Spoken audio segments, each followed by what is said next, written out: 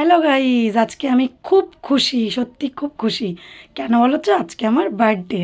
তোমরা তো সবাই জানো, আর তোমরা তো সবার স্টোরি দেখেই নিয়েছো।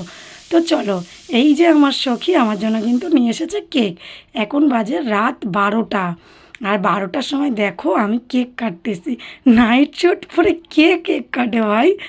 তো আমি শুয়ে পড়েছিলাম, ও এসে আমাকে বলছে চ বাইরে চ। তো এই বলেই নিয়ে এসে তো এত দূর। তো আজকে আমি সত্যি অনেক খুশি।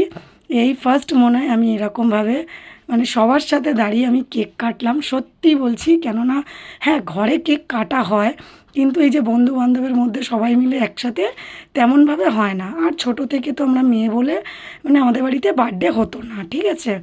যেহেতু আমরা মেয়ে, সেই জন্যে মেয়ে বলে আমাদের বার্থডেটা করা হতো না, ছেলেদেরই বার্থডে করা হতো। তো থ্যাংক ইউ সো মাচ বন্ধু। তো আজকে তোর জন্য এটা পসিবল হলো।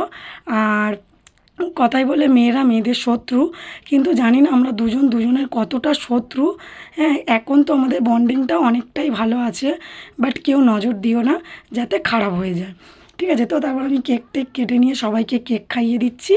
হ্যাঁ, কেক টেক খাইয়ে দেওয়ার পরে এখন জানি না নেক্সট ডেতে আমার জন্য কী সারপ্রাইজ ওয়েট করছে, কিচ্ছু আমি জানি না। তো এটুকুই জেনেছি যে বান্ধবী কেক এনেছে, তো চলো এখন কেক টেক খাওয়া যাক। তো এটাই হচ্ছে কথা, যে যাই হোক আমাদের বন্ধুত্বটা যেন এরকমই থাকে। আর আমার বার্থডেতে এত ভালো একটা সারপ্রাইজ দেওয়ার জন্য তোকে অনেক অনেক থ্যাংক ইউ। আর দেখো কি লিখেছে, দেখো কেকের ওপর, বান্ধবী ললিতা। তো চলো টাটা।